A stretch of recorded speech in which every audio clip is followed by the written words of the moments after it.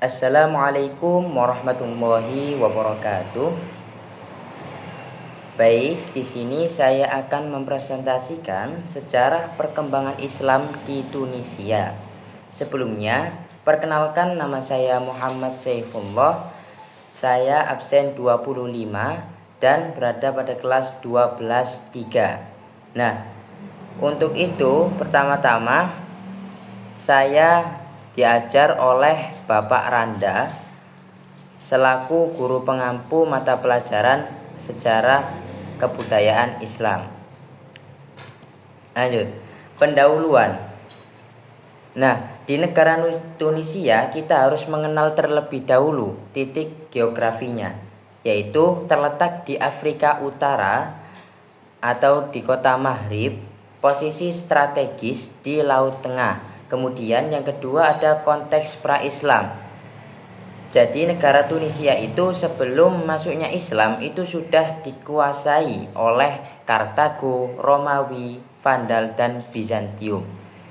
Yang ketiga adalah signifikansi, yaitu Tunisia menjadi pintu gerbang masuknya Islam ke Afrika Utara, bagian barat, dan Eropa, atau yang kita kenal sebagai kota Andalusia.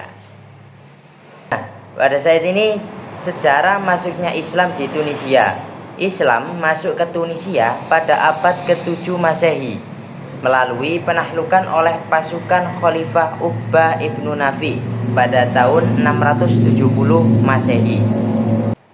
Beliau mendirikan kota Kairoan dan Masjid Agung Uqbah yang menjadi pusat penyebaran Islam di Afrika Utara. Kairoan dikenal sebagai kota suci keempat dalam Islam dan menjadi pusat pendidikan dan dakwah Islam di wilayah Maghrib. Nah, perkembangan Islam dan dakwah di Tunisia. Tunisia itu memiliki banyak tradisi panjang dalam pendidikan dan dakwah Islam.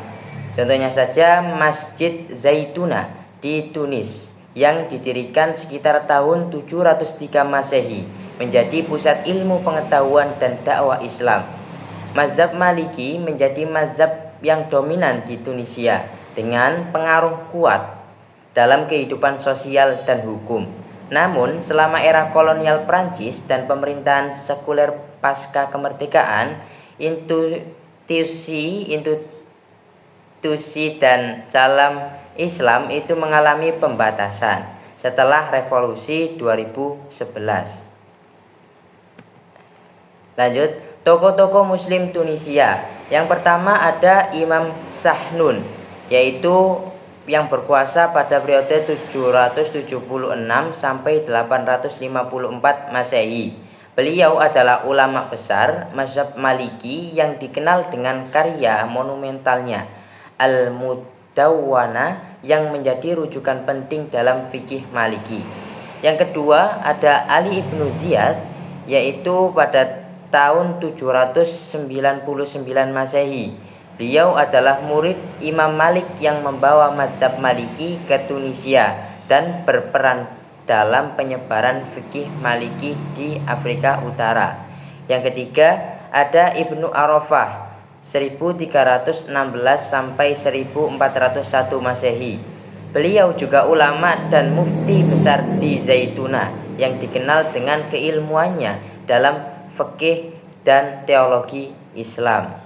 Yang keempat ada Rashid Ghannouchi, lahir pada tahun 1941 Masehi, cendekiawan yang pemimpin politik dari Partai Ennahda yang berperan dalam transisi demokrasi pasca revolusi 2011. Nah, lanjut kondisi Muslim saat ini di Tunisia.